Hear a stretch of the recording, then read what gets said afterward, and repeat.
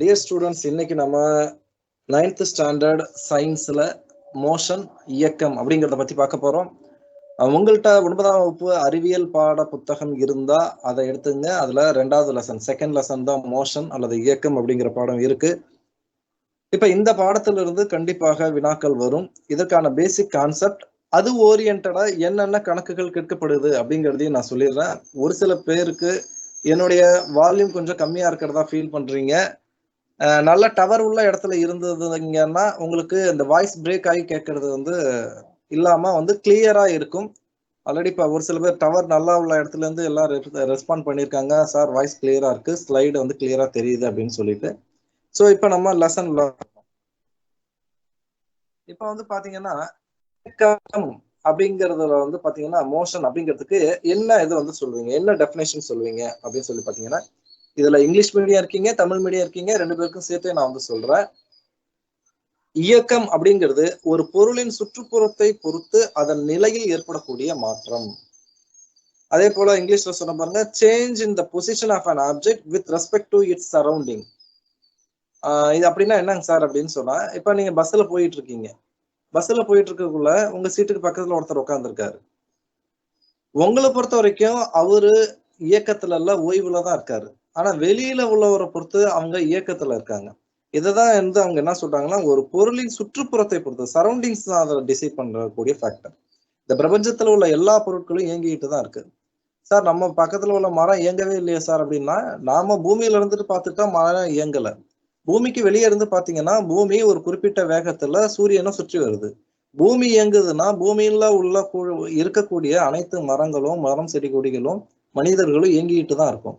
ஆக இந்த பிரபஞ்சத்துல உள்ள எல்லா பொருளுமே இயக்கத்துலதான் இருந்துகிட்டு இருக்கு, மூவிங்ல தான் இருந்துகிட்டு இருக்கு. ஸோ மோஷன் அப்படிங்கிறது change in the position of an object with respect to its surroundings அப்படிங்கிறது தான். இப்ப அடுத்ததா என்ன பார்க்க போறோம்னா, டைப்ஸ் ஆஃப் மோஷன். இந்த டைப்ஸ் ஆஃப் மோஷன்ல பாத்தீங்கன்னா, first linear motion. Linear motion அப்படின்னா என்னன்னா, motion along a straight line. Circular மோஷனுங்கிறது பாத்தீங்கன்னா, motion along a circular path, ஒரு வட்டப்பாதையில இயங்குறது.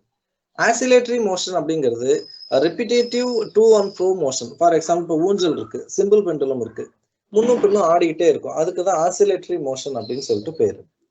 அதே போல பாத்தீங்கன்னா ரேண்டம் மோஷன், இது எதுலுமே வராது, அதான் ரேண்டம் மோஷன். இப்ப தமிழ்ல சொல்றோம் பாருங்க, இயக்கத்தினுடைய பல்வேறு வகைகள். நேர்கோட்டு இயக்கம் அல்லது நேரான இயக்கம் அப்படிங்கிறது நேர்கோட்டில் செல்லக்கூடிய பொருளின் இயக்கம். அடுத்து வட்டப்பாதையில் பொருள் செல்லுமே ஆனால் அது வட்ட இயக்கம். ஒரு புள்ளியை மையமாக கொண்டு முன்னும் பின்னுமாக இயங்கக்கூடிய இயக்கத்துக்கு அலைவு இயக்கம் அப்படின்னு பேரு. எடுத்துக்காட்டா ஊஞ்சல், சிம்பிள் பெண்டலம்னு சொல்லுவாங்க, ஊசல் கடிகாரம், இது மாதிரி உள்ளதெல்லாம். ஒழுங்கற்ற இயக்கம் அப்படிங்கிறது நீங்க இதுல எதுவுமே குறிப்பிட முடியாது, அந்த மாதிரி உள்ளது. அடுத்ததா பாத்தீங்கன்னா யூனிஃபார்ம் அண்ட் நான் யூனிஃபார்ம் மோஷன் அப்படின்னா என்னன்னு பாத்தீங்கன்னா, சீரான கால இடைவெளியில, ஈக்குவல் இன்டர்வல் ஆஃப் டைம்ல ஈக்குவல் டிஸ்டன்ஸை கிராஸ் பண்ணி இருக்கு அப்படின்னு சொன்னா அதுக்கெல்லாம் அந்த இயக்கத்துக்கு யூனிஃபார்ம்டு மோஷன் அப்படின்னு பேரு. அதே பாத்தீங்கன்னா அன்ஈக்குவல் இன்டர்வல் ஆஃப் டைம்ல அன்ஈக்குவல் டிஸ்டன்ஸை கவர் பண்ணுச்சு அப்படின்னு சொன்னா அதுக்கு நான் யூனிஃபார்ம் மோஷன் பேரு. சீரான கால இடைவெளியில அது சீரான தொலைவை கடந்துச்சு அப்படின்னு சொன்னா அந்த இயக்கத்துக்கு சீரான இயக்கம்னும், காலத்தை பொறுத்து இயக்கம் சீரற்று இருந்ததுன்னா அதுக்கு சீரற்ற இயக்கம் அப்படின்னு சொல்லுவாங்க. நோட் பண்ணிக்க வேண்டியதை நான் சொல்றேன் உங்களுக்கு. இன்னுமா வரக்கூடியது ரொம்ப இம்பார்ட்டன்ட், கவனிங்க. இப்ப டிஸ்டன்ஸ். டிஸ்டன்ஸ் அப்படிங்கிறது என்ன அப்படின்னு சொல்லி பார்த்தீங்கன்னா, the actual length of the path. உண்மையான பாதை, ஒரு பொருள் கடந்த உண்மையான பாதை அப்படின்னு சொல்லலாம். இது திசையை சாராம இருக்கும், அதாவது irrespective of direction அப்படின்னு சொல்றாங்க. இது ஒரு ஸ்கேலர் குவான்டிட்டி, இதுக்கு மேக்னிடியூட் மட்டும்தான் இருக்கும்.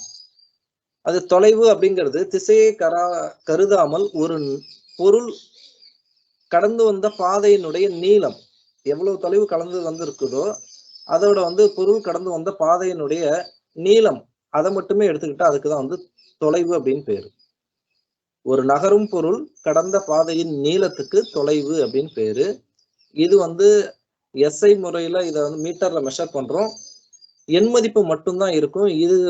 இது திசையிலி அளவுரு அப்படிம்பாங்க. இந்த ஸ்கேலர் வெக்டர்னா என்ன, இந்த இடத்துல நான் உங்களுக்கு சொல்றேன். ஸ்கேலர் வெக்டர்னா என்ன? ஸ்கேலர்ங்கிறது மேக்னிடியூட் மட்டும் இருக்கும், அதாவது எண் மதிப்பு மட்டும்தான் இருக்கும். இப்ப நீளம், நிறை, காலம்லாம் இருக்கு இல்லையா? அது எந்த திசையும் சாராது. இப்ப நீளத்தையோ, நிறையையோ, காலத்தையோ நீங்க அளக்கக்குள்ள அது நீங்க கிழக்கால இருந்தாலும் சரி, மேற்கால இருந்தாலும் சரி, வடக்கால இருந்தாலும் சரி. ஸோ திசையை சார்ந்து அது மாறப்போறது கிடையாது. 1 மீட்டர் நீளம்ங்கிறது வந்து நீங்க எந்த திசையில அளந்தாலும் அது 1 மீட்டர் நீளம் தான். அந்த மாதிரி உள்ளதுக்கெல்லாம் ஸ்கேலர் அப்படின்னு பேரு. அதுக்கு எண் மதிப்பு மட்டும் தான் உண்டு. அதுக்கு திசை தேவையே இல்ல. இப்ப வெக்டர்னா என்ன அப்படின்னு சொல்லி எடுத்துக்கிட்டீங்கன்னா, அதுக்கு எண் மதிப்பும் இருக்கு, திசையும் இருக்கு. ஃபார் எக்ஸாம்பிள் ஒரு இதுல வந்து சொல்றீங்க. ஒரு பைக் எடுத்துங்க. பைக்க எடுத்துக்கிட்டு 50 கிலோமீட்டர் வேகத்துல போங்க. அப்படி 50 கிலோமீட்டர் வேகத்துல போகக்குள்ள வந்து ஒரு ஊர் வரும் அப்படின்னு சொல்றாங்க. ஃபார் எக்ஸாம்பிள் இப்ப கும்பகோணத்துலேருந்து ஒருத்தர்ட்ட பைக்க குடுத்துட்டீங்க. 50 கிலோமீட்டர் வேகத்துல போங்க, தஞ்சாவூர் வரும்னு சொல்றீங்க. அவரும் 50 கிலோமீட்டர் வேகத்துல போறாரு. ஆனா தஞ்சாவூர் வரதுக்கு பதிலா மயிலாடுதுறை வந்துருச்சு. இங்க என்ன பிரச்சனைன்னா 50 கிலோமீட்டர்ங்கிற எண் மதிப்பு குடுத்தீங்க. ஆனா எந்த திசைன்னு சொல்லவே இல்ல இல்லையா? 50 கிலோமீட்டர் வேகத்துல மேற்கு நோக்கி பயணிச்சீங்கன்னா உங்களுக்கு தஞ்சாவூர் வரும் அப்படின்னு நீங்க என்ன சொல்லணும்? இந்த இடத்துல எண் மதிப்பு மட்டும் இல்லாம திசையையும் நீங்க குறிப்பிடணும். அப்ப எண் மதிப்பும் திசையும் இருந்துச்சுன்னா அதுக்கெல்லாம் வெக்டர் அப்படின்னு பேரு.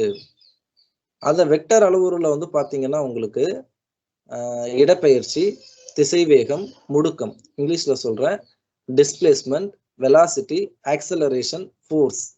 இது எல்லாத்துக்கும் மேக்னிட்யூடும் உண்டு, டைரக்ஷனும் உண்டு. மேக்னிட்யூடும், டைரக்ஷன் 2ம் இருந்துச்சுன்னா அது வெக்டார். அதுவே மாஸ், லென்த், டைம் இது எல்லாத்துக்கும் மேக்னிட்யூடு அதாவது எண் மதிப்பு மட்டும் தான் இருக்கும். அதனால இதெல்லாம் ஸ்கேலர். ஸோ எண் மதிப்பு மட்டும் இருந்தா ஸ்கேலர், எண் மதிப்பும் திசையும் இருந்தா வெக்டார். மேக்னிட்யூடு மட்டும் இருந்தா ஸ்கேலர், மேக்னிட்யூட் அண்ட் டைரக்ஷன் இருந்ததுன்னா அது வந்து வெக்டார். இங்க தொலைவு அப்படிங்கிறதுல வந்து அதோட யூனிட் இதெல்லாம் பார்த்துங்க. அதுக்கு அடுத்தபடியா வந்து இப்ப தொலைவுக்கும் இடப்பெயர்ச்சிக்கு என்ன சார் வித்தியாசம் அப்படிங்கிறது வந்து பாத்தீங்கன்னா, தொலைவுங்கிறது பொருள் கடந்த நீளம், actual path of the object. But displacement அப்படிங்கிறது வந்து பாத்தீங்கன்னா, it is a change in position of moving body in a particular direction அப்படின்னு சொல்லலாம். அப்படி இல்லைன்னா இந்த ஷார்டஸ்ட் டிஸ்டன்ஸ் ஸ்டார்டிங் பாயிண்ட்டுக்கும் எண்ட் பாயிண்ட்டுக்கும் உள்ள ஷார்டஸ்ட் டிஸ்டன்ஸுக்கு தான் வந்து என்ன சொல்லலாம் டிஸ்பிளேஸ்மெண்ட் அப்படின்னு சொல்லலாம். இடப்பெயர்ச்சி என்பது ஒரு குறிப்பிட்ட திசையில் இயங்கும் பொருளொன்றின் நிலையில் ஏற்படக்கூடிய மாற்றம். ஸோ இந்த இடப்பெயர்ச்சி வந்து எண் மதிப்பு, திசை ஆகிய ரெண்டுமே இருக்கிறதுனால இது வெக்டார். தொலைவுங்கிறது ஸ்கேலர், இடப்பெயர்ச்சிங்கிறது வெக்டார். டிஸ்டன்ஸ் அப்படிங்கிறது ஸ்கேலர், டிஸ்பிளேஸ்மெண்ட் அப்படிங்கிறது வெக்டார். இதை ஒரு எடுத்துக்காட்டு மூலம் உங்களுக்கு நான் சொல்றேன். இப்ப படத்தை பாருங்க. இங்கிலீஷ் மீடியம் பாய்ஸ் கொஞ்சம் டயக்ராம் பார்த்துங்க. இப்ப டயக்ராத்துல வந்து பாத்தீங்கன்னா ஏபிசிடி அப்படின்னு ஒரு ரெக்டாங்கிள் இருக்கு. அந்த ரெக்டாங்கிள்ல வந்து பாத்தீங்கன்னா இப்ப ஒரு கார் டிராவல் பண்ணுதுன்னு வச்சுங்க. ஏல இருந்து பிக்கு போகுது 4 மீட்டர், அப்புறம் பில இருந்து சிக்கு 3 மீட்டர் போகுது. இப்ப இந்த இடத்துல டிஸ்டன்ஸுங்கிறது 4 மீட்டர் பிளஸ் 3 மீட்டர் 7 மீட்டர். டிஸ்டன்ஸ்ங்கிறது 7 மீட்டர். ஆக்சுவலா அது கடந்த பாதை. பட் டிஸ்பிளேஸ்மெண்ட்னு பாத்துக்கிட்டீங்கன்னா ஏல இருந்து சிக்கு உள்ள டிஸ்டன்ஸ் எவ்வளவுன்னு பாக்குறீங்க 5 மீட்டர் இருக்கு. அப்ப அதுதான் displacement. So the shortest between the starting point and the end point. Suppose sir இது ஏல இருந்து பிக்கு போயிட்டு பில இருந்து சிக்கு போயிட்டு சில இருந்து டில இருந்து மறுபடியும் ஏக்கு வந்துருச்சு அப்படின்னா இதோட டிஸ்டன்ஸ் வந்து பாத்தீங்கன்னா நீங்க ஏல இருந்து பிக்கு ஒரு 4, பில இருந்து சிக்கு ஒரு 3, சில இருந்து டிக்கு ஒரு 4, மறுபடியும் டில இருந்து ஏக்கு வரத்துக்கு ஒரு 3. மொத்தம் வந்து பாத்தீங்கன்னா 4 + 3 7, அது ஒரு 7, மொத்தம் 14 மீட்டர். ஸோ ஏல இருந்து ஆரம்பிச்சு மறுபடியும் ஏஏ வரத்துக்கு இது கிராஸ் பண்ண டிஸ்டன்ஸ்ங்கிறது 14 மீட்டர். பட் டிஸ்பிளேஸ்மெண்ட்ங்கிறது 0. ஏன் சார் டிஸ்பிளேஸ்மெண்ட் 0ன்னு சொல்றீங்க? ஏல ஆரம்பிச்சு ஏயிலே வந்திருக்கு. அந்த பொருள் எங்கேயும் டிஸ்பிளேஸ் ஆகல, ஷிஃப்ட் ஆகல. எந்த இடத்துல ஆரம்பிச்ச இடத்துக்கே அது வந்துருச்சு. அதனால வந்து டிஸ்பிளேஸ்மெண்ட் வந்து 0. அப்ப டிஸ்டன்ஸ் அப்படிங்கிறது ஆக்சுவல் பார்த்து, டிஸ்பிளேஸ்மெண்ட்ங்கிறது the shortest distance between the starting and the end point. தமிழ் வழி மாணவர்கள் கவனிக்க. இப்ப ஒரு ஏபிசிடி அப்படிங்கிற செவ்வகத்தை எடுத்துங்க. இப்ப ஏல இருந்து ஒரு பொருள் பிக்கு போயிட்டு பில இருந்து சிக்கு போகுதுன்னு வச்சுக்கோங்க. இப்ப அந்த பொருள் கடந்த உண்மையான தொலைவு அப்படிங்கிறது 4 கூட்டல் 3 மொத்தம் 7 மீட்டர் இருக்கும். அப்ப 7 மீட்டர்ங்கிறது அது உண்மையாக கடந்த தொலைவு. அப்ப 7 மீட்டர்ங்கிறது அந்த பொருள் கடந்த தொலைவு குறிக்கும். அதுவே ஏக்கும் சிக்கும் இடையில உள்ள ஷார்டஸ்ட் டிஸ்டன்ஸ் எடுத்துக்கிட்டீங்கன்னா 5 மீட்டர். ஒரு மூலை விட்டம் போட்டிருக்காங்க பாருங்க, 5 மீட்டர். அதுதான் வந்து இடப்பெயர்ச்சி. அப்ப தொலைவுக்கும் இடப்பெயர்ச்சிக்கும் வித்தியாசத்தை இதுல புரிஞ்சுக்கலாம். தொலைவு என்பது ஒரு பொருள் கடந்த உண்மையான பாதையினுடைய நீளம். இடப்பெயர்ச்சி என்பது ஆரம்ப புள்ளிக்கும் இறுதி புள்ளிக்கும் இடையிலான மிக குறுகிய தொலைவு. சோ இதுல வந்து பாருங்க, அடுத்து ஏல இருந்து பிக்கு போயிட்டு பில இருந்து சி, சில இருந்து டி, மறுபடியும் டில இருந்து ஏக்கு வந்துருதுன்னு வச்சுக்கோங்க. இப்ப உண்மையிலேயே வந்து அது கடந்த தொலைவு வந்து பாத்தீங்கன்னா 14 மீட்டர். ஆனா ஏயிலே ஆரம்பிச்சு மறுபடியும் ஏக்கே வந்துருச்சு அப்படின்னு சொன்னீங்கன்னா அதனுடைய இடப்பெயர்ச்சி என்பது சுழி. ஏன்னா அது இடம்பெயரவே இல்லை. ஏயில ஆரம்பிச்சு மறுபடியும் ஏக்கே வந்துருச்சு. நீங்க வீட்டுல ஆரம்பிச்சு ஸ்கூலுக்கு போயிட்டு மறுபடியும் வீட்டுக்கே வந்துட்டீங்க. சோ காலையில இருந்து மாலை வரைக்கும் நீங்க கடந்த தொலைவு வேணா 5 கிலோமீட்டர் 10 கிலோமீட்டர்னு இருக்கலாம். சோ தொலைவு வேணா இருக்கும். பட் ஆனா இடம்பெயர்ந்தீங்களா அப்படின்னு பாத்தீங்கன்னா காலையில வீட்டுல இருந்தீங்க, ஸ்கூலுக்கு போனீங்க, மறுபடியும் வீட்டுக்கே வந்துட்டீங்க. அதனால இப்ப இடம்பெயர்ந்திருக்கீங்களான்னா இல்ல. இடப்பெயர்ச்சி என்பது சுழி, அதாவது 0. அடுத்ததா நம்ம பார்க்க போறது வந்து பாத்தீங்கன்னா ஸ்பீடு. ஸ்பீடுங்கிறது distance travelled by time taken. இதுல இருந்து தான் உங்களுக்கு ஃபார்முலா ஸ்டார்ட் ஆகுது. இதை வந்து நோட் பண்ணிக்காங்க. ஸ்பீடுங்கிறது distance travelled by time taken. இது ஒரு ஸ்கேலர் குவாண்டிட்டி. தமிழ்ல சொல்றேன், வேகம் என்பது கடந்த தொலைவு பை எடுத்துக்கொண்ட நேரம். ஒரு குறிப்பிட்ட நேரத்துல ஒரு பொருள் எவ்வளவு தொலைவு கடக்குதோ அதை தான் வந்து அதனுடைய வேகம் அப்படின்னு சொல்லுவாங்க. என்னுடைய வாய்ஸ் கேக்குதா? ஒரு சில பேர் வந்து சாட் பாக்ஸ்ல என்னோட வாய்ஸ் கேட்கலன்னு போட்டிருக்கீங்க. வாய்ஸ் சுத்தமா கேட்கலையா? பிரேக் ஆகி கேக்குதா? சுத்தமா கேட்கல அப்படின்னு சொன்னா நீங்க டவர் உள்ள இடத்துக்கு வாங்க. நல்ல டவர் உள்ள இடத்துல இருந்து கிளாஸை கவனிங்க. ஓகே, அடுத்தது வந்து பாருங்க. இப்ப இந்த கடந்த தொலைவு, அதாவது கடந்த தொலைவு பை எடுத்துக்கொண்ட நேரம், இதை வச்சுக்கிட்டு நம்ம வந்து என்ன செய்ய போறோம் அப்படின்னு சொன்னா நம்ம ஒரு சம் பார்க்க போறோம். இது ஓரியன்டா ஒரு கணக்கு ஒன்று கொடுத்துருக்காங்க. இங்கிலீஷ் மீடியம் பாய்ஸ் கவனிங்க. An object travels 16 meter in 4 seconds and then another 16 meter in 2 seconds. What is the average speed of the object அப்படின்னு சொல்லி கேட்டிருக்காங்க. சோ இது வந்து பாத்தீங்கன்னா இதுல எப்போதுமே இந்த மாதிரியான சம் சால்வ் பண்ண உள்ள 3 விஷயங்களை நீங்க கணக்குல எடுத்துக்கணும்.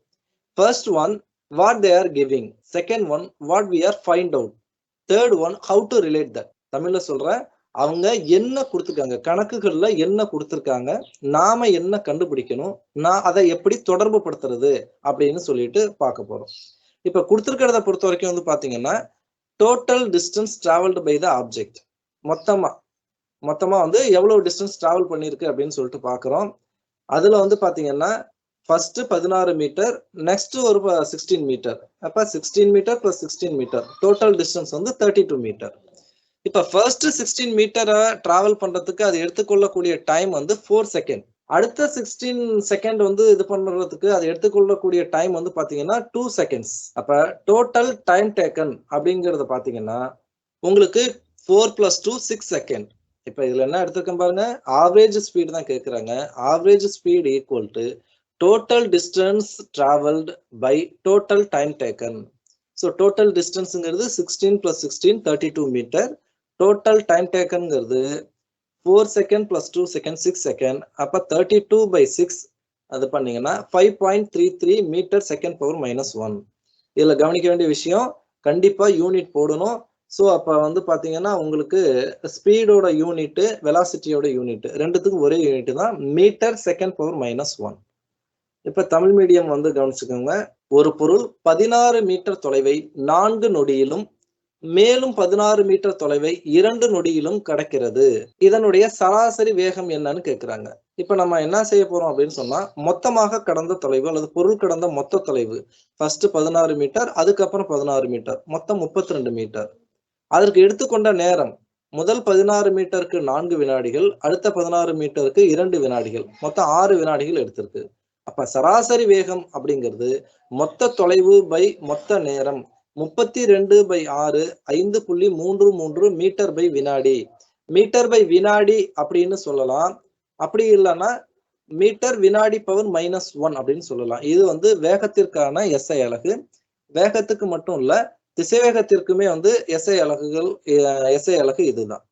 இப்ப இது ஓரியன்டா இன்னொரு கணக்கு பாருங்க. இந்த கணக்குகளும் வந்து கேட்கப்படலாம். A sound is heard 5 seconds later than the lightning is seen in the sky on the rainy day. Find the distance of location of lightning. Give the speed of given the speed of the sound 346 ms per -1 meter second per -1. அதாவது என்னன்னா, ஒரு இப்ப நம்ம rainy சீசன்ல இருக்கோம், திடீர்னு ஒரு இடி இடிக்குது, லைட்னிங்க பாக்குறீங்க.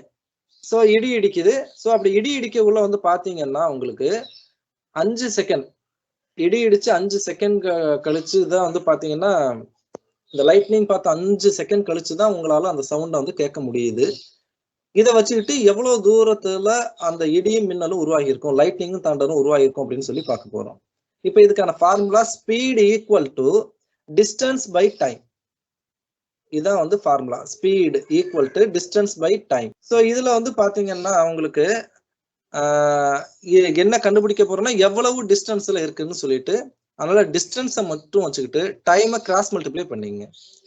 ஸோ டைம் டினாமினேட்டர்ல இருக்கு, கிராஸ் மல்டிப்ளை பண்ணீங்கன்னா ஸ்பீட் இன்டு டைம் அப்படின்னு வந்துடும்.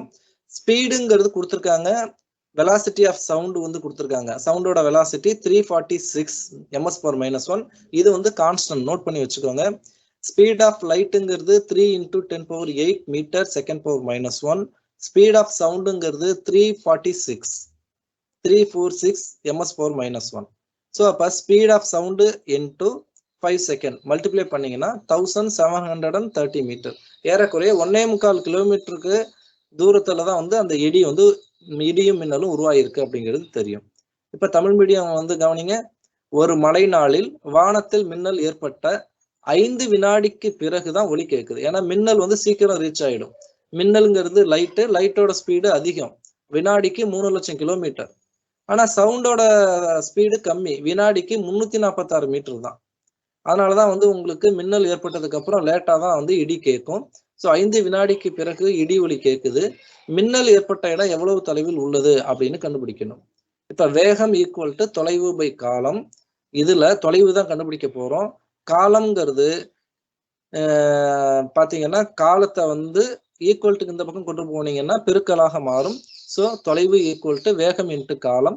வேகம்ங்கிறது ஒளியினுடைய வேகம் 346, அதாவது வெலாசிட்டி ஆஃப் சவுண்டு. இந்த இடத்துல வேகம்ங்கிறது ஒளியினுடைய வேகம்ங்கிறது சவுண்டை பத்தி சொல்றாங்க. 346 × 5 அதை மல்டிப்ளை பண்ணீங்கன்னா பெருக்குனீங்கன்னா 1730 மீட்டர். ஏறக்குறைய 1.25 மீட்டர் தொலைவுல தான் வந்து இடியும் மின்னலும் உருவாகி இருக்கும்.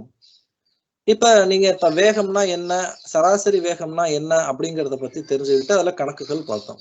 அடுத்ததா வந்து பாத்தீங்கன்னா வெலாசிட்டிங்கிறது இந்த change in displacement with respect to time or rate of change of displacement அப்படின்னு சொல்லுவாங்க.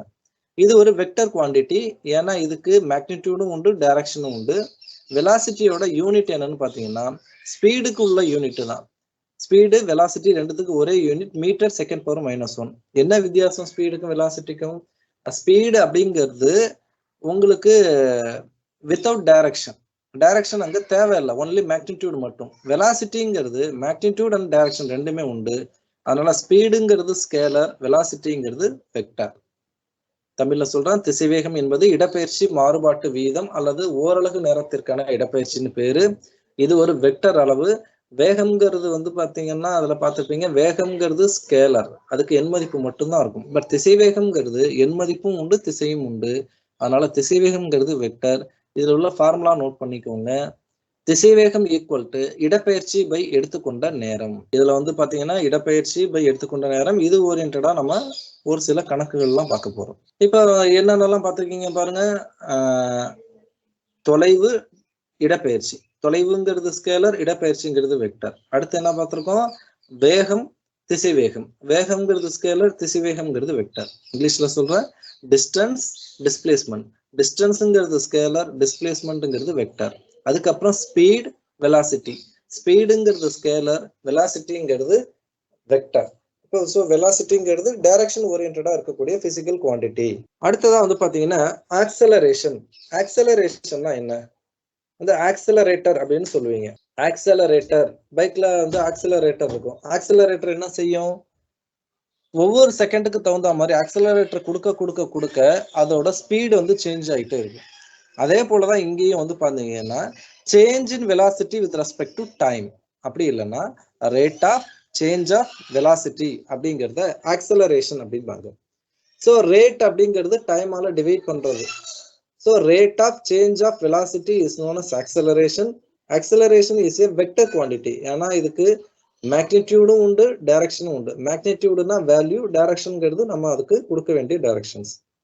ஸோ இதுக்கான எஸ்ஐ யூனிட் வந்து பாத்தீங்கன்னா மீட்டர் செகண்ட் பவர் -2. ஆக்சலரேஷனுக்கான ஃபார்முலா பாருங்க, change in velocity by time. Change in velocity எப்படி சார் கண்டுபிடிக்கிறது அப்படின்னு கேட்டீங்கன்னா final velocity minus initial velocity by time.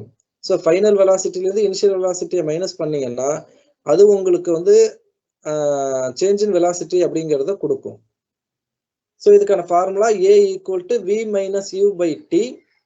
இந்த இடத்துல வந்து v minus u by t அப்படிங்கிறது வந்து v minus u by t அப்படின்னு இருக்கு. விங்கிறது இறுதி ஃபைனல் வெலாசிட்டி, யூங்கிறது இனிஷியல் வெலாசிட்டி. தமிழ்ல பாருங்க முடுக்கம். ஸோ முடுக்கம் என்பது திசைவேக மாறுபாட்டு வீதம் அப்படின்னு சொல்லுவாங்க. திசைவேக மாறுபாட்டு வீதம் அல்லது ஓரளவு நேரத்தில் ஏற்படக்கூடிய திசைவேக மாறுபாடு தான் முடுக்கம் அப்படின்னு. முடுக்கம் என்பது ஒரு வெக்டர் அளவு. எஸ்ஐ அளவீட்டு முறையில முடுக்கத்திற்கான அலகு மீட்டர் வினாடி பவர் -2. நல்லா கவனிச்சுங்க. ஸோ இதுல வந்து பாத்தீங்கன்னா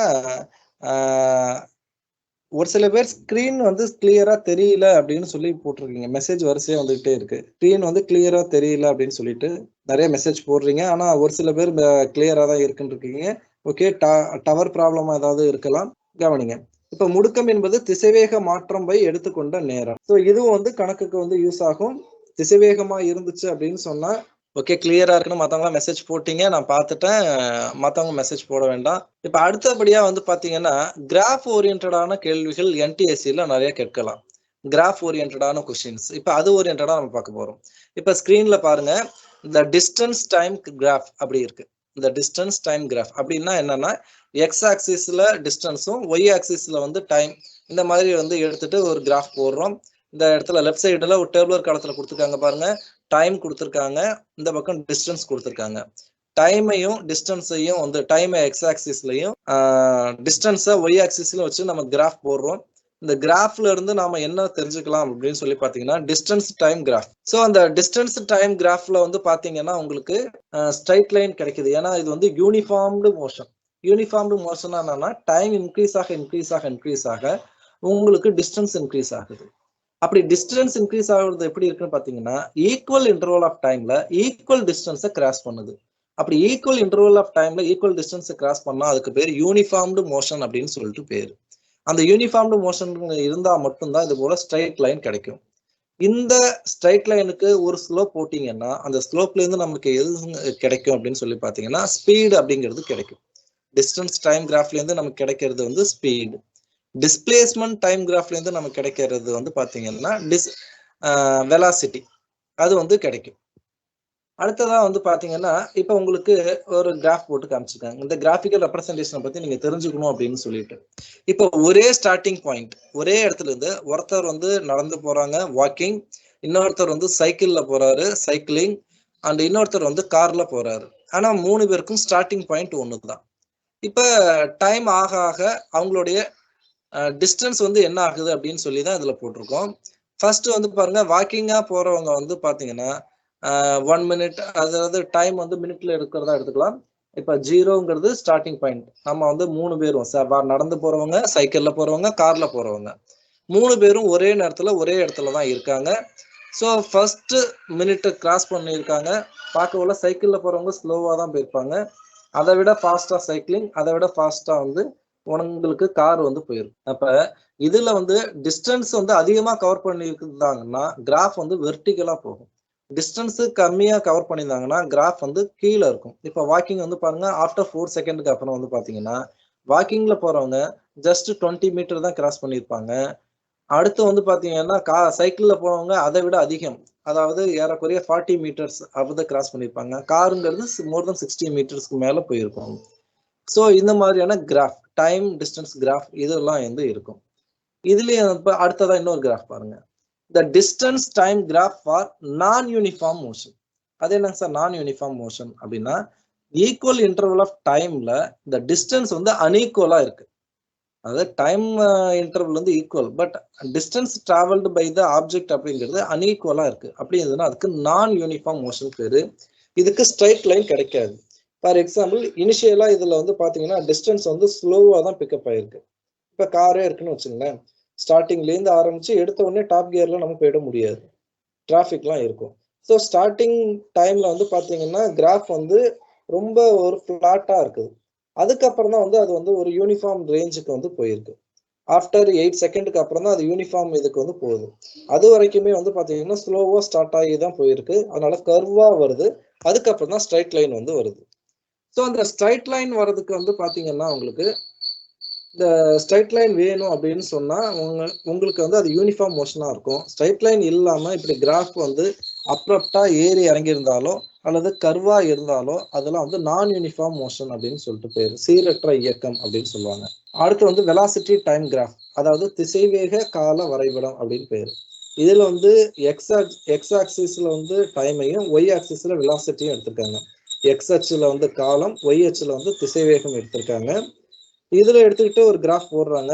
இந்த வெலாசிட்டி டைம் கிராஃப்ல இருந்து நமக்கு கிடைக்கக்கூடியது வந்து பாத்தீங்கன்னா உங்களுக்கு ஆக்சிலரேஷன். திசைவேக கால வரைபடத்துல இருந்து கிடைப்பது எதுன்னா முடுக்கம். ஏன்னா திசைவேக மாறுபாடு பை காலம்ங்கிறது தான் முடுக்கம். The rate of change of velocity is known as acceleration. அதனால வந்து நமக்கு இதுல இருந்து கிடைக்கிறது வந்து முடுக்கம் அப்படிங்கிறது கிடைக்கும். அதுக்கு அடுத்தபடியா வந்து பாத்தீங்கன்னா ஈக்குவேஷன்ஸ் ஆஃப் மோஷன். இது ரொம்ப ரொம்ப முக்கியம். இதுல இருந்து கணக்குகள் கேட்கப்படும். அதுல 3 ஈக்குவேஷன் இருக்கு. 3 ஈக்குவேஷன்ஸ் ஆஃப் மோஷன் வந்து இருக்கு. இதுல இங்கிலீஷ்லயும் தமிழ்லயும் இதுல உள்ளது எல்லாத்தையும் சேர்த்து சொல்லிடுறேன். ஃபர்ஸ்ட் ஈக்குவேஷன் ஸ்டூடெண்ட்ஸ் இதை நோட் பண்ணிக்கோங்க. தமிழ் மீடியம் இங்கிலீஷ் மீடியம் ரெண்டுத்துக்குமே ஈக்குவேஷன் ஒன்று, விளக்கம் மட்டும் நான் தனித்தனியாக கொடுக்குறேன். அதனால இதை நோட் பண்ணி வச்சுக்கோங்க. இந்த 3 ஈக்குவேஷன்ஸ் ஆஃப் மோஷன் ரொம்ப முக்கியம். ஃபர்ஸ்ட் ஈக்குவேஷன் ஆஃப் மோஷன் வந்து v equal to u plus AT. v equal to u plus AT அப்படின்னு இருக்கு. இது மூணுத்துலயுமே வந்து பாத்தீங்கன்னா u என்பது தொடக்க திசைவேகம், v என்பது இறுதி திசைவேகம், a என்பது முடுக்கம், t என்பது காலம், s என்பது இடப்பெயர்ச்சி. இந்த 5 எழுத்துக்கள் மட்டும்தான் இருக்கும். உங்களுக்கு 5 லெட்டர்ஸ் தான் இருக்கும். மீண்டும் ஒரு முறை தமிழ்ல சொல்றேன். u என்பது தொடக்க திசைவேகம், v என்பது இறுதி திசைவேகம், a என்பது முடுக்கம், t என்பது காலம், s என்பது இடப்பெயர்ச்சி. இங்கிலீஷ் மீடியம் கவனிங்க. u என்பது இனிஷியல் வெலாசிட்டி, v என்பது ஃபைனல் வெலாசிட்டி.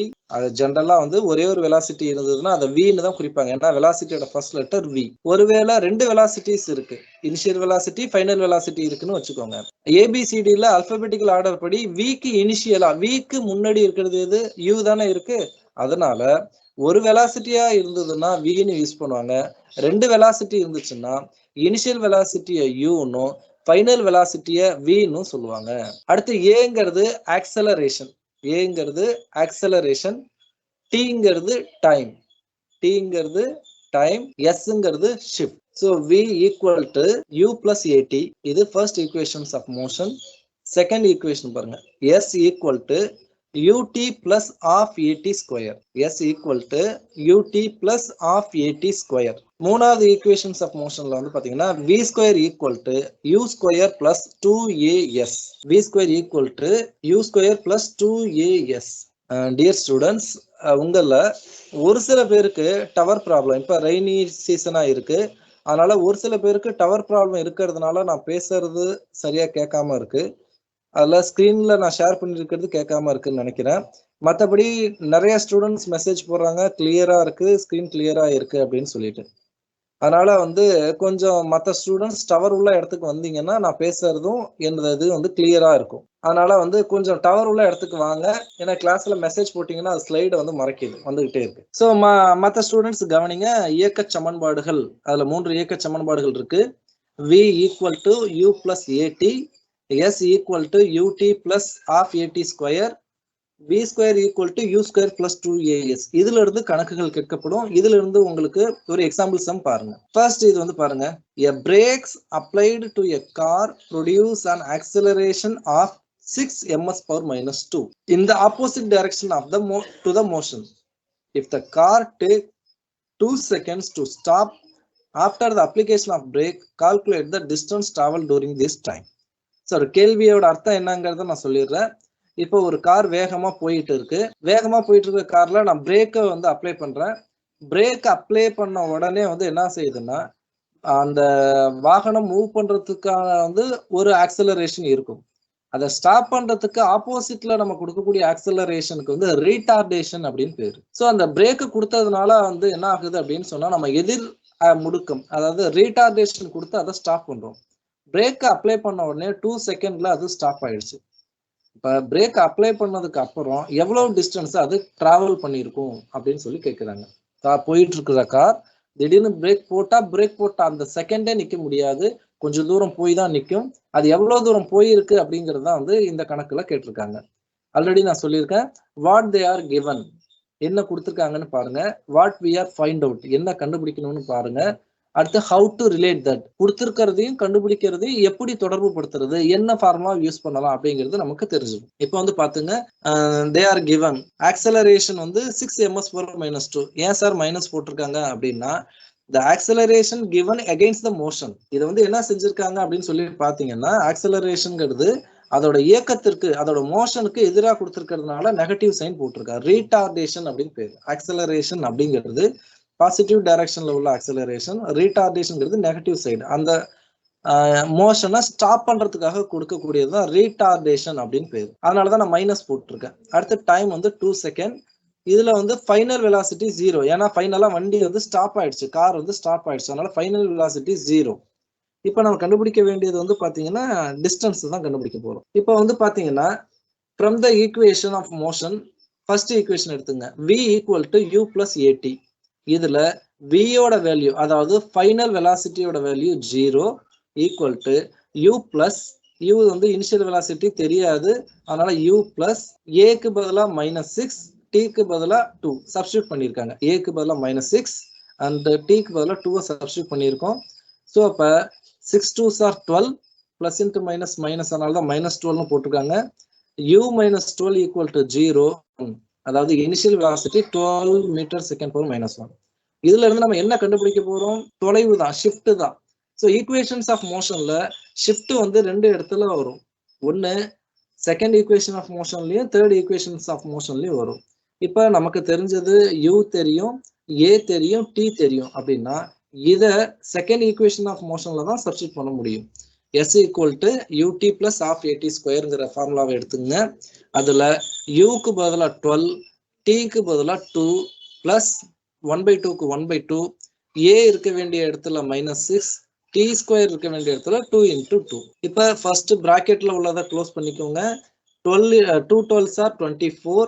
அதுக்கப்புறம் இந்த பக்கம் வாங்க, -6 × 2 × 2 இருக்கு. 2 2s are 4, 4 2s are 2 2s are 4, 4 6 are -24. -24 முன்னாடி ஒரு 1/2 இருக்கு பாருங்க. அப்ப -24/2ங்கிறது -12ன்னு வந்துடும். அப்ப 24 - 12ங்கிறது 12 மீட்டர். அப்ப பிரேக் அப்ளை பண்ணதுக்கு அப்புறம் 12 மீட்டர் கிராஸ் பண்ணதுக்கு அப்புறம் தான் வந்து அந்த வண்டி வந்து ஸ்டாப் ஆகும். இப்ப தமிழ் மீடியத்துல உள்ளவங்க கவனிங்க. ஒரு மகிழுந்து வேகத்தடையை பயன்படுத்தும் போது 6 மீட்டர் வினாடி ஸ்கொயர் பை வினாடி ஸ்கொயர் முடுக்கத்தை அது செல்லும் திசைக்கு எதிர் திசையில் ஏற்படுத்துகிறது. அதாவது நீங்க வண்டி இயங்குறதுக்கு கொடுக்கறது முடுக்கம்னா, அந்த இயக்கத்தை நிப்பாட்டுறதுக்கு கொடுக்கறது எதிர் முடுக்கம்னு பேரு. இங்க வந்து பிரேக்கை செலுத்தினதுக்கு அப்புறம் எதிர் முடுக்கம் கொடுக்கப்பட்டு வண்டியினுடைய இயக்கம் நிறுத்தப்படுகிறது. அப்ப வந்து பாத்தீங்கன்னா பிரேக் போட்டு 2 செகண்ட்ல வண்டி வந்து நின்றுடுச்சு. இப்ப பிரேக் போட்டதுக்கு அப்புறம் எவ்வளவு தூரம் அந்த வண்டி வந்து நகர்ந்திருக்குங்கிறத கண்டுபிடிக்க போறோம். கொடுக்கப்பட்ட தகவல்கள் பாருங்க. முடுக்கம்ங்கிறது -6. ஏன் மைனஸ் போட்டிருக்க? எதிர் முடுக்கம். ஏன்னா இயக்கத்தை நிப்பாட்டுறதுக்காக கொடுக்கப்பட்ட முடுக்கம், அதனால எதிர் முடுக்கம், அதனால மைனஸ். காலம் வந்து 2 வினாடி. அதாவது இறுதியா வந்து கார் நின்றுடுது, அதனால இறுதி திசைவேகம்ங்கிறது 0. அப்ப முதல் இயக்க சமன்பாடு எடுத்துங்க. v equal to u plus at. இதுல இதை பிரதியிடுங்க.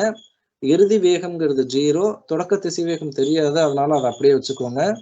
a-க்கு பதிலா -6, அதை -6, டைமுக்கு பதிலா 2. -6 6 × +2, மைனஸ் × ப்ளஸ் மைனஸ் 6 × 12. இப்ப u - 12 equal to 0, u equal to 12 metre. இப்ப உங்களுக்கு u தெரியும், t தெரியும், a தெரியும். தொலைவு தான் கண்டுபிடிக்க போறீங்க. தொலைவுங்கிறது ஷிஃப்ட். அப்ப எந்த ஃபார்முலா எடுத்துக்கலாம்னா ரெண்டாவது ஈக்குவேஷன்ஸ் ஆஃப் மோஷன் எடுத்துக்கலாம். s equal to ut plus half at square. இதுல வந்து பாத்தீங்கன்னா ut அப்படி இருக்கு இல்லையா, அதுல uக்கு பதிலா 12, டைமுக்கு பதிலா 2. இது first bracket plus 1/2 at square போடுறீங்க, aக்கு பதிலா -6, t ஸ்கொயர்னா டைம், காலம், அதாவது காலம் 2 வினாடி, அதனால 2 × 2. இதுல முக்கியமான விஷயம், டைமை வந்து நிமிடங்கள்லயோ மணியிலயோ கொடுத்துருந்தாங்கன்னா நீங்க வினாடியில மாத்தி தான் கணக்கு போடணும். ஏன்னா எஸ்ஐ அலகு முறை வந்து வினாடியில தான், வினாடி என்பதுதான் காலத்தின் அலகு. அதனால காலத்தை வந்து நிமிடத்திலேயோ அல்லது மணியிலேயோ இருந்துச்சுன்னா அதை வினாடிக்கு மாத்தி சால்வ் பண்ணுங்க. நீங்க அப்படி பண்ணாம நிமிடத்தையே வச்சு கணக்கு போட்டீங்கன்னா அதுக்குன்னு ஒரு ஆன்சர் வரும். அந்த ஆன்சர் ஆப்ஷன்ல இருக்கும். ஸோ நம்ம டக்குன்னு நம்ம போட்ட கணக்கு ரைட்டுன்னு சொல்லிட்டு தவறான ஆப்ஷனை சூஸ் பண்ணிடுவீங்க. அதனால நீங்க என்ன செய்யணும் அப்படின்னு சொன்னா அந்த இடத்துல எஸ்ஐ அலகு முறையில மாத்தி தான் கணக்கு போடணும். ஸோ இதுல வந்து பாருங்க, ஃபர்ஸ்ட் பிராக்கெட் 12 × 2, 12 2 24. அதுக்கப்புறம் ரெண்டாவது பிராக்கெட் இருக்கு, 2 2 4, 4 6 24. -24 × 1/2 இருக்கு, -24/2 வரும். 24 2ஆல வகுத்தீங்கன்னா 12. ஸோ அப்ப ஃபர்ஸ்ட் பிராக்கெட்டுக்கு 24, செகண்ட் பிராக்கெட்டுக்கு வந்து -12 வரும். 24ல 12 கழிச்சிங்கன்னா 12 மீட்டர். இப்போ பிரேக் அடிச்சு 12 மீட்டர் தொலைவு இழுத்துக்கிட்டு போய் தான் கார் வந்து நிற்கும் அப்படிங்கிறது தான் இதுக்கான அர்த்தம். அதுக்கு அடுத்தபடியா வந்து பாத்தீங்கன்னா motion of freely falling body, தடையின்றி தானே கீழே விழக்கூடிய பொருளின் இயக்கம். இப்ப நாமளா ஒரு கல்லை வந்து எரிஞ்சிருக்கோம். ஸோ இந்த கணக்கை வந்து இன்னொரு முறை நடத்துங்க அப்படின்னு சொல்லி கேட்டிருக்கீங்க. நான் உங்களுக்காக இன்னொரு முறையும் சொல்றேன். ஒரு கார் இயங்கிட்டு இருக்கு, அதற்கு வந்து எதிர்முடுக்கம் கொடுத்து நிப்பாட்டுறதுக்காக அந்த எதிர்முடுக்கம் கொடுத்து பிரேக் அப்ளை பண்ண உடனே கொஞ்சம் தூரம் கார் இழுத்துக்கிட்டே போய் தான் நிற்கும். இப்ப கொடுக்கப்பட்ட எதிர்முடுக்கம் -6, காலம் வந்து 2 வினாடி. அது எவ்வளவு தொலைவுல போய் நிற்கும் அப்படிங்கிறதா இந்த கணக்கு. ஸோ இந்த கணக்குல முதல்ல வந்து என்ன செய்யறோம் அப்படின்னு சொன்னா, முதல் இயக்க சமன்பாடை எடுத்து யூஸ் பண்றேன். v = u + at அப்படின்னு இருக்கு. இதுல v என்பது இறுதி திசைவேகம். இறுதி திசைவேகம்னா இறுதியாக கார் நின்றுடுச்சு, அந்த மகிழ் வந்து நின்றுடுச்சு. அப்ப இறுதி திசைவேகங்கிறது 0. uங்கிறது ஆரம்ப திசைவேகம், நமக்கு அது தெரியாது, அதனால u அப்படியே வச்சுக்கோங்க. பிளஸ் ஏங்கிறது -6. ஏன் மைனஸ் போடுறேன், முடுக்கமா இருந்தா பிளஸ், எதிர் முடுக்கமா இருந்தா மைனஸ். இங்கிலீஷ்ல சொல்லணும்னா ஆக்சலரேஷன், ரீடார்டேஷன். ஆக்சலரேஷன்ங்கிறது பொருளினுடைய இயக்கத்துக்கு வந்து பயன்படும். ரீடார்டேஷன்ங்கிறது அந்த இயக்கத்தை ஸ்டாப் பண்ண பயன்படும். ஸோ அதனால வந்து ஏ வந்து -6 × டைம் வந்து 2. இப்ப இந்த பிராக்கெட்ல உள்ளதான் ஃபர்ஸ்ட் கம்ப்ளீட் பண்ணணும். அதனால -6 × +2, 6 2 12, மைனஸ் சிம்பிள், பிளஸ் இன்ட்டு மைனஸ்ங்கிறது மைனஸ். அப்ப u - 12 = 0, u = +12. அடுத்து u வந்து 12 மீட்டர்/வினாடி. ஏன்னா u தெரிஞ்சாதான் அடுத்து இரண்டாவது இயக்க சமன்பாடுல பிரதியிட்டு கடந்த தொலைவை கண்டுபிடிக்க முடியும். அப்ப கடந்த தொலைவு s = ut + ½ at square. So இதுல வந்து பாத்தீங்கன்னா ரெண்டாவது ஈக்குவேஷன் வந்து இது பண்றோம், s = ut + ½ at ஸ்கொயர். இதுல sங்கிறது கடந்த தொலைவு, இங்கிலீஷ்ல சொல்லணும்னா ஷிஃப்ட் அப்படின்னு பேரு, இன்ட்டு t இருக்க வேண்டிய இடத்துல 2. இது ஃபர்ஸ்ட் பிராக்கெட். அதுக்கப்புறம் பிளஸ் 1/2 at ஸ்கொயர் இருக்கு. ஸோ அந்த at ஸ்கொயர்ல வந்து பாத்தீங்கன்னா உங்களுக்கு ஏக்கு பதிலா -6, t ஸ்கொயருக்கு பதிலா 2 × 2. அப்ப ஃபர்ஸ்ட் பிராக்கெட்ல 12 × 2ன்னு இருக்கு, 2 12 × 2, 12 2 24. அதுக்கப்புறம் வந்து பாருங்க பிளஸ் ஆஃபும் மைனஸும் இருக்கு இல்லையா, அந்த பிளஸ் இன்ட்டு மைனஸ் மைனஸ்ன்னு வந்துடும். பிராக்கெட்ல உள்ளதை ஃபர்ஸ்ட் முடிக்கிறேன். 2 2 4, 4 6 24, 24 இந்த 1/2 இருக்கு இல்லையா, அது வந்து 24/2ன்னு வரும். 24/2, 24 2ஆல வகுத்தீங்கன்னா உங்களுக்கு 12. இப்ப 24 - 12ங்கிறது 12 மீட்டர். அப்ப பிரேக் அடிச்சு 12 மீட்டர் தொலைவு வரைக்கும் கார் இழுத்துட்டு போயிட்டு அதுக்கப்புறம் தான் நிற்கும். இதுதான் வந்து பாத்தீங்கன்னா இந்த சம்மோட இது. அதுக்கப்புறம் தடையின்றி தானே கீழே விழும் பொருளினுடைய இயக்கம். ஸோ இது வந்து மோஷன் ஆஃப் ஃப்ரீலி ஃபாலிங் பாடி அப்படின்னு சொல்றாங்க. அதாவது இப்போ ஒரு பொருள் இயங்கணும்னா நம்ம தொடக்க திசைவேகம் கொடுப்போம். ஒரு கல்லே இருக்குன்னு வச்சுக்கோங்களேன், அந்த கல்லை தூக்கி ஹரிசாண்டலா எறிகிறீங்க. அந்த கல்லை தூக்கி எரிஞ்சிங்கன்னா அது பாட்டு போயிட்டே இருக்குமானா போயிட்டு இருக்காது, ஒரு குறிப்பிட்ட தொலைவில் போயிட்டு கீழே விழுந்துடும். இப்ப அந்த பொருள் ஹரிசாண்டலா இயங்கணும்னா நீங்க தொடக்க திசைவேகம் கொடுக்கணும். ஆனா ஒரு பொருளை வெர்டிக்கலா மேல தூக்கிக்கிறீங்க, மேல தூக்கிட்டு ஒரு குறிப்பிட்ட உயரம் தூக்கிட்டு அப்படியே கையில இருந்து விட்டுட்டீங்கன்னா கல்லு தானாவே கீழே வந்து விழும். அப்ப மேல உள்ள பொருள் கீழே வரதுக்கு நீங்க எந்த தொடக்க திசைவேகம் கொடுக்க தேவையில்லை. அது புவியீர்ப்பு விசை காரணமா தானாகவே வந்து அது கீழே வந்து விழுந்துரும். அதேதான் வந்து இங்க என்ன சொல்றாங்க பாருங்க. Acceleration due to gravity. எர்த்தோட கிராவிடேஷனல் புல்னால எந்த ஒரு ஆப்ஜெக்டும் ஆட்டோமேட்டிக்காவே எர்த்துல வந்து விழும். அப்படி எர்த்துல வந்து விழக்குள்ள அதுக்கு இனிஷியல் வெலாசிட்டி எதுவும் கொடுக்க வேண்டியது இல்லை. அப்படி இனிஷியல் வெலாசிட்டி எதுவும் இல்லாம எர்த்தோட கிராவிடேஷன் புல்னால ஆட்டோமேட்டிக்கா எர்த்துல வந்து விழுந்துச்சுன்னா அந்த ஆப்ஜெக்ட்டுக்கு பேரு ஃப்ரீலி ஃபாலிங் பாடி அப்படின்னு சொல்லுவாங்க. தடையின்றி தானே கீழே விழும் பொருளினுடைய இயக்கம். அப்படி தடையின்றி தானே கீழே விழக்கூடிய பொருளின் இயக்கத்துக்கு நீங்க இயக்க சமன்பாடை மாத்தணும். The equations of motion is changed when the object is free fall object. அது ஃப்ரீ ஃபால் ஆப்ஜெக்டா இருந்தா இந்த ஃபார்முலால சேஞ்ச் பண்ணும். என்ன சேஞ்ச் பண்ணும்? ஒரே ஒரு சேஞ்சஸ் தான். ஈக்குவேஷன்ஸ் ஆஃப் மோஷன்ல u வர வேண்டிய இடத்துல எல்லாத்துலயும் ஜீரோன்னு போடணும். நீங்க பாருங்க ஸ்கிரீன்ல ரெட் கலர்ல மார்க் பண்ணிருக்கேன் பாருங்க. இங்க u ஈக்குவல் டு ஜீரோ. யாருக்கு மட்டும்? Freely falling object, free falling body, தடையின்றி தானே விழக்கூடிய பொருள். ஒரு மாடியில ஏறி நின்றுட்டு ஒரு கல்லை தூக்கி வச்சிருக்கீங்க, நீங்க கையில இருந்து விட்ட உடனே ஆட்டோமேட்டிக்கா அது கீழே வந்து கிராஸ் விழுந்துரும். இதுக்கு காரணம் புவியீர்ப்பு விசை தான், acceleration due to gravity. So இதுக்கு எந்த இனிஷியல் வெலாசிட்டி நீங்க கொடுக்கறது கிடையாது. அதனால u ஈக்குவல் டு ஜீரோ. இப்போ ஃபர்ஸ்ட் ஈக்குவேஷன்ஸ் ஆஃப் மோஷன் பாருங்க. v equal to u plus ஏடின்னு இருக்கு. இதுல யூவோட மதிப்பை ஜீரோன்னு சப்ஸ்டியூட் பண்ணீங்கன்னா v ஈக்குவல் டு ஜிடி. ஏன் சார் ஏடியை ஜிடின்னு மாத்திருக்கீங்க? ஏ என்பது முடுக்கம், ஜி என்பது புவியீர்ப்பு முடுக்கம். ஏன்னா ஒரு பொருள் கீழே விழுறதுக்கு காரணம் சார் அந்த பொருள் வந்து மேல இருந்து கீழே விழுது, இயங்குது. இயக்கத்திற்கு எது காரணம்? முடுக்கம் காரணம். அந்த முடுக்கம் யாருடைய முடுக்கம்னு பாத்தீங்கன்னா புவியினுடைய முடுக்கம். அதனாலதான் ஏ இருக்கிறத வந்து ஜியா மாத்திருக்கீங்க. ஏ என்பது ஆக்சலரேஷன், ஜி என்பது acceleration due to gravity. A என்பது முடுக்கம், ஜி என்பது புவியின் முடுக்கம், அதாவது புவியீர்ப்பு முடுக்கம். அதனால இதுல ரெண்டு சேஞ்சஸ். ஒன்னு யூவை வந்து ஜீரோன்னு பிரதியிடணும், ரெண்டாவது ஏயை வந்து ஜின்னு பிரதியிடணும். ஏ என்பது ஆக்சலரேஷன், ஜி என்பது acceleration due to gravity. A என்பது முடுக்கம், ஜி என்பது புவியீர்ப்பு முடுக்கம். ஸோ எஸ் ஈக்குவல் டு ரெண்டாவது ஈக்குவேஷன் பாருங்க. எஸ் equal to UT plus half AT ஸ்கொயர்னு இருக்கு. அதுல யூ அண்டர்லைன் பண்ணிருக்க மாதிரி சேப்ல ரெட் கலர்ல அண்டர்லைன் பண்ணிருக்கேன். யூங்கிறது ஜீரோ. யூங்கிறது ஜீரோனா ஜீரோ இன்ட்டு டியும் ஜீரோ ஆயிடும். அப்ப s equal to half AD square. ஏக்கு பதிலாக ஜியை சப்ஸ்டியூட் பண்ணீங்கன்னா ஜிடி ஆஃப் ஜிடி ஸ்கொயர் அப்படின்னு வந்துடும். அடுத்த ஈக்குவேஷன், தேர்ட் ஈக்குவேஷன் பாருங்க. V square equal to u square plus 2as. இதுல யூவோட வேல்யூ ஜீரோ. அப்ப v square equal to 2as. ஏக்கு பதிலாக ஜியை சப்ஸ்டியூட் பண்ணீங்கன்னா v square equal to 2gh. அடுத்ததா வந்து பாருங்க, இது இந்த 3 ஈக்குவேஷன்ஸ் ஆஃப் மோஷன் வந்து என்டிஎஸ்சில வந்து கண்டிப்பா இந்த லெசன்ல வந்து கொஸ்டின் வரதுக்கான வாய்ப்புகள் நிறைய இருக்கு. அதனால கொஸ்டின்ஸ் இதுல இருந்து வரும். அடுத்து வந்து பாருங்க, இதுல இம்பார்ட்டன்ட் நோட் ஒன்று வந்து பாருங்க. Can a body have zero velocity and finite acceleration? ஒரு சிலதுல வந்து என்ன செய்வாங்கன்னா வேல்யூ கொடுக்க மாட்டாங்க, ஆனா சம் நீங்க சால்வ் பண்ணணும். அது என்ன மாதிரியான கண்டிஷன்? ஒரு கல்லை வந்து என்ன செய்றீங்க, கீழே இருந்து மேல தூக்கி வெர்டிகலா எறியறீங்க. கீழே இருந்து மேல தூக்கி போடுறோம். மேல தூக்கி போடல, மேல மேல மேல அது போயிட்டே இருக்கக்கூடாது. அது என்ன ஆகுன்னா ஒரு சர்டன் ஸ்டேஜ்ல போயிட்டு நின்றுட்டு திரும்ப கீழே இறங்கிடும். அப்ப என்ன ஆகுன்னா ஒரு மேக்சிமம் ஹைட்டை ரீச் பண்ணிட்டு திரும்ப கீழே இருந்தோம். அந்த மேக்சிமம் ஹைட்டில் வந்து பாத்தீங்கன்னா வெலாசிட்டி ஜீரோ.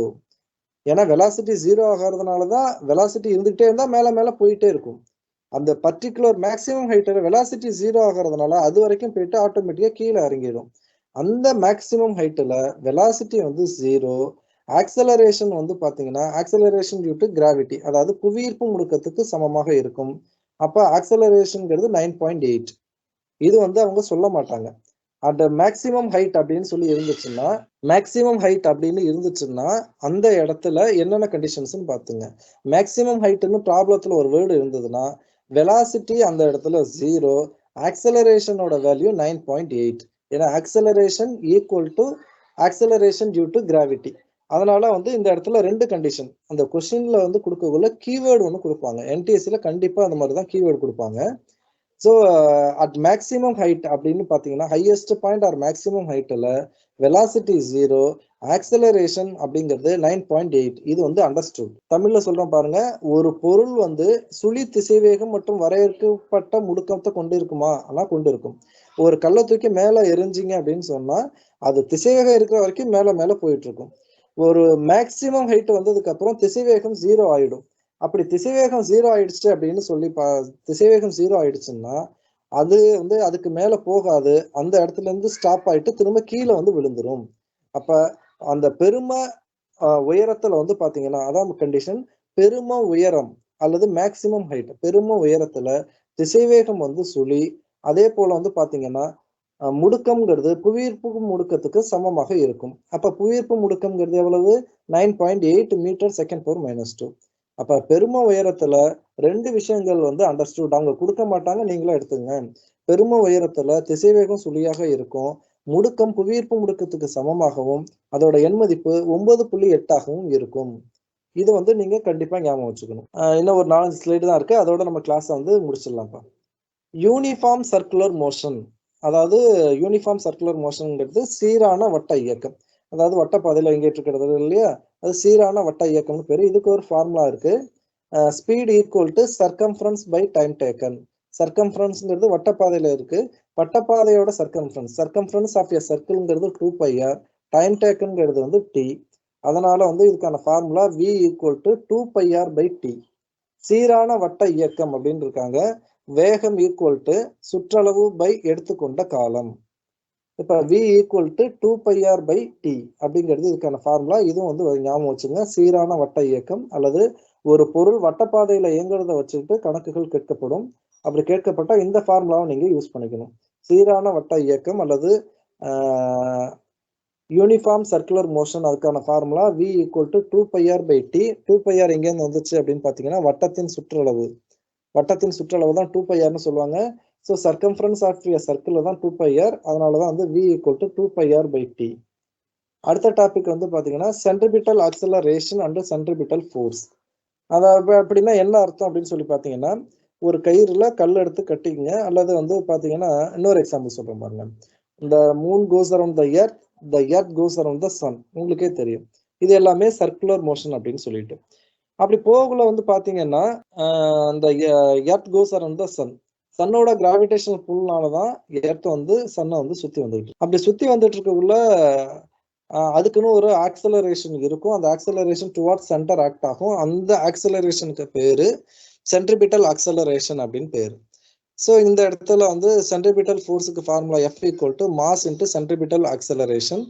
மாஸுங்கிறது m, சென்ட்ரிபிட்டல் ஆக்சலரேஷன்ங்கிறது v² பை r. அடுத்து தமிழ்ல சொல்ற பாருங்க, மைய நோக்கு முடுக்கம் மற்றும் மைய நோக்கு விசை. பூமியானது சூரியனை சுற்றி வருகிறது, வட்டப்பாதையில சுத்தி வருதுன்னு வச்சுங்க. அப்படி அந்த வட்டப்பாதையில சுத்தி வரக்குள்ள அது மையத்தை நோக்கிய ஒரு முடுக்கத்தை செயல்படுத்தும். அதுக்கு மைய நோக்கு முடுக்கம்னு பேரு. இந்த மைய நோக்கு விசையின் காரணமாகத்தான் வந்து என்ன செய்யுதுன்னா அது வந்து சுத்தி வருது. மைய நோக்கு விசையினுடைய எண் மதிப்பு F ஈக்குவல் டு நிறை இன்ட்டு மைய நோக்கு முடுக்கம். நிறை என்பது m, மைய நோக்கு முடுக்கம்ங்கிறது v² பை r. இதுவும் கணக்குல வந்து கேட்பாங்க. மைய நோக்கு முடுக்கம் சென்ட்ரிபிட்டல் ஃபோர்ஸ் மாதிரியே சென்ட்ரிஃபியூகல் ஃபோர்ஸ்ன்னு இருக்கு. அது என்ன சார் சென்ட்ரிஃபியூகல் ஃபோர்ஸ் அப்படின்னு சொல்லி பாத்தீங்கன்னா, இப்போ ஒரு கல்லை எடுத்து அதுல ஒரு கயிறு கட்டிட்டு சுத்துறீங்க, அது கரெக்டா வட்டப்பாதையில சுத்தும். திடீர்னு கல்லை விட்டீங்கன்னா அது வந்து டேன்ஜென்ட்டா போய் தான் செய்யும். அது ஒரு தொடுகோட்டு பாதையில வெளிநோக்கி பயணிக்கும்.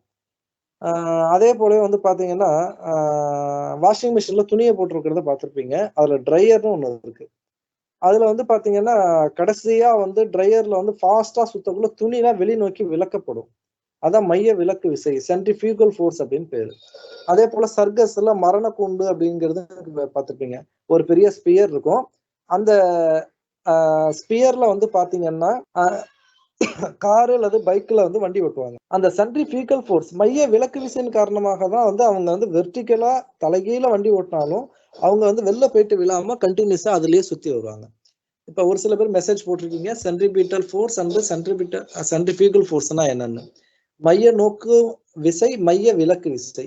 அதாவது ஒரு பொருளானது வட்டப்பாதையில இயங்கக்குள்ள அந்த பொருள் வட்டத்தின் மையத்தின் மேல ஒரு வட்டத்தின் மையத்தை நோக்கி செலுத்தக்கூடிய விசைக்கு மைய நோக்கு விசை அப்படின்னு பேரு.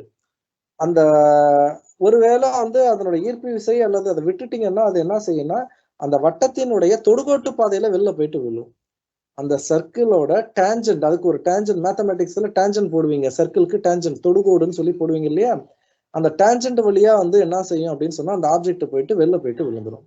அப்ப ஒரு பொருள் வட்டப்பாதையில இயங்குதுன்னா அந்த பொருள் மையத்தை நோக்கி ஒரு முடுக்கத்தை கொண்டு இருக்கும், மையத்தை நோக்கி ஒரு விசையை செலுத்தும், அதுக்கு மைய நோக்கு விசைன்னு பேரு.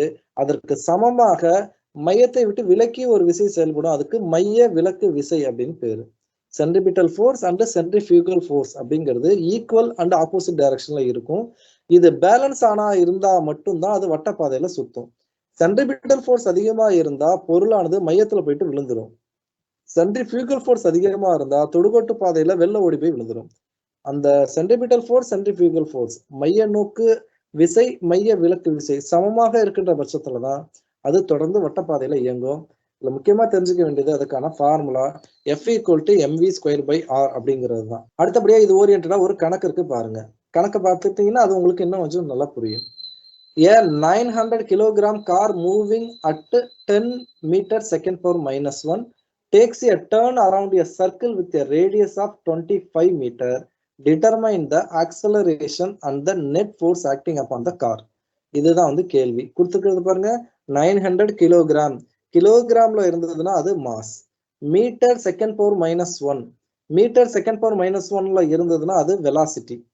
25 மீட்டர் ரேடியஸ் அவங்களே கொடுத்துருக்காங்க, ரேடியஸ்ங்கிறது 25 மீட்டர் அப்படிங்கிறது. அடுத்து வந்து பாருங்க, when the car turns around the circle it experiences a centripetal acceleration வந்து பாருங்க, A equal to centripetal acceleration A equal to v²/r. இதுல இருந்து சென்ட்ரிபிட்டல் ஆக்சலரேஷன் கால்குலேட் பண்ணுங்க. வெலாசிட்டி 10 அவங்க கொடுத்துருக்காங்க, ஆறுங்கிறது ரேடியஸ் 25 கொடுத்துருக்காங்க. இதுல முக்கியமான விஷயம், வெலாசிட்டில மீட்டர்ல இருக்கணும், கிலோமீட்டர்ல இருந்தாலும் மீட்டருக்கு மாத்திங்க. டைம் வந்து செகண்ட்ல இருக்கணும், மாஸ் வந்து கிலோகிராம்ல இருக்கணும். ஏன்னா எஸ்ஐ யூனிட்ல தான் சம் எல்லாம் சால்வ் பண்ணணும் இந்த ஃபார்முலாஸ் எல்லாமே. அதனால மாஸ், லென்த், டைம். மாஸ் கிலோகிராம்ல இருக்கணும், லென்த் மீட்டர்ல இருக்கணும், டைம் வந்து செகண்ட்ல இருக்கணும். இதுதான் வந்து முக்கியம்.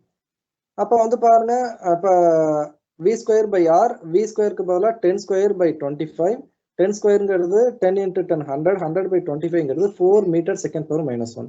இப்ப ஆக்சலரேஷன் கால்குலேட் பண்ணியாச்சு. Net force acting upon the car. இப்ப நெட் ஃபோர்ஸ் அப்படிங்கிறது F = ma. 10th இப்ப நீங்க படிச்சுட்டு இருக்கீங்க லாஸ் ஆஃப் மோஷன்ல. F = maங்கிறது formula, mass into acceleration. the product between mass into acceleration தான் ஃபோர்ஸ். F = ma னா 900 × 4 = 3600 நியூட்டன்.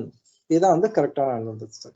தமிழ்ல சொல்றேன் பாருங்க, 900 கிலோகிராம் நிறையுடைய மகிழுந்து ஒன்று 10 மீட்டர்/வினாடி வேகத்தில் 25 மீட்டர் ஆரமுடைய வட்டத்தை சுற்றி வருகிறது. மகிழுந்தின் மீது செயல்படும் முடுக்கம் மற்றும் நிகர விசையை கணக்கிடுங்கன்னு கேட்டிருக்காங்க. இங்க கிலோகிராம்ல இருந்தா அது நிறை, மீட்டர்/வினாடியில இருந்தா அது திசைவேகம், மீட்டர்ல இருந்தா அது வந்து நீளம். ஸோ இப்ப இதை கொடுத்துருக்கிறத வச்சுட்டு ஃபார்முலா பாருங்க. முதல்ல மைய நோக்கு விசை வேணும்னா மைய நோக்கு முடுக்கம் கண்டுபிடிக்கணும். மைய நோக்கு முடுக்கத்துக்கான ஃபார்முலா A = v²/r. v² இந்த இடத்துல திசைவேகம்ங்கிறது 10, v²னா 10 × 10 100, ஆறுங்கிறது ஆரம், ஆரம் வந்து 25. அப்ப 100/25 = 4 மீட்டர்/வினாடி. மகிழுந்தின் மீது செயல்படக்கூடிய நிகர விசை F = ma. இப்ப 10ஆம் வகுப்புல முதல் பாடத்துல படிக்கிறீங்க, விசை என்பது நிறை இன்ட்டு முடுக்கம் அப்படின்னு சொல்லி படிக்கிறீங்க. அதனால வந்து பாத்தீங்கன்னா F = ma. ஸோ 900 × 4.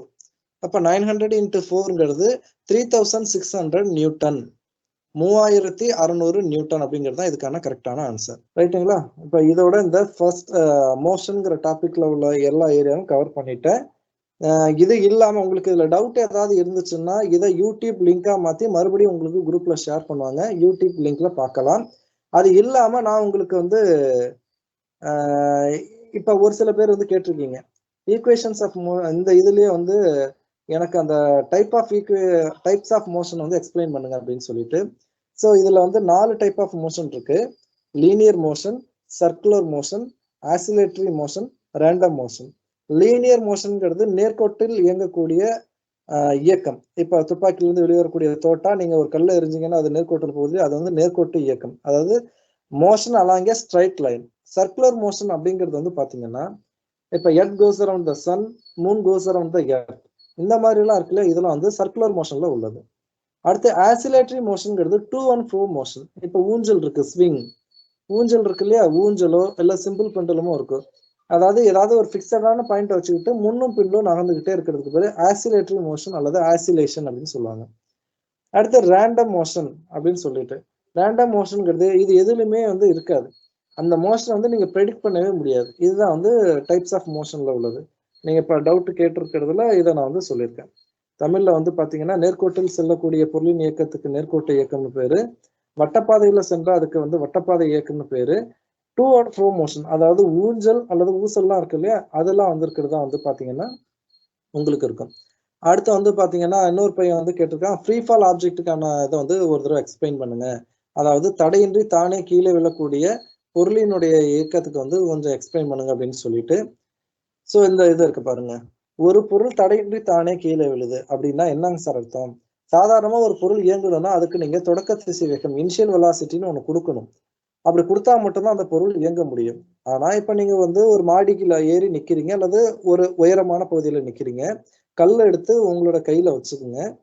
வச்சுட்டு நீங்க வெறுமனே கல்லை விட்டா போதும், நீங்க தொடக்க திசைவேகம் எதுவும் கொடுக்கல, கல்லு வந்து ஆட்டோமேட்டிக்காவே கீழே விழுது. ஆட்டோமேட்டிக்கா கீழே விழுதுன்னா எதனால கீழே விழுது? எர்த்தோட கிராவிடேஷனல் புல், அதாவது எர்த்தோட கிராவிடேஷனல் ஃபோர்ஸ்னால அந்த ஆப்ஜெக்ட் கீழே விழுது இல்லையா, ஃப்ரீ ஃபால். அதுக்கு பேரு தடையின்றி தானே கீழே விழும் பொருளின் இயக்கம். அதாவது தொடக்க திசைவேகம் எதுவும் கொடுக்கப்படாமல் பூமியினுடைய ஈர்ப்பு விசை காரணமாக ஒரு பொருளின் இயக்கம் இருந்தா அதுக்கு தடையின்றி தானே கீழே விழும் பொருளின் இயக்கம் அப்படின்னு பேரு.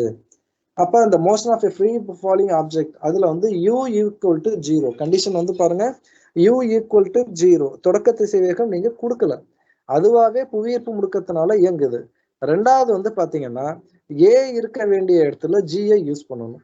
a என்பது முடுக்கம், g என்பது புவியீர்ப்பு முடுக்கம். ஏன்னா இங்க பொருள் அடையக்கூடிய முடுக்கம் என்பது புவியினால் ஏற்படக்கூடியது, புவியினுடைய ஈர்ப்பு விசையினால் ஏற்படக்கூடியது. அதனால வந்து பாத்தீங்கன்னா புவியீர்ப்பு முடுக்கம் ஏக்கு பதிலா வந்து g.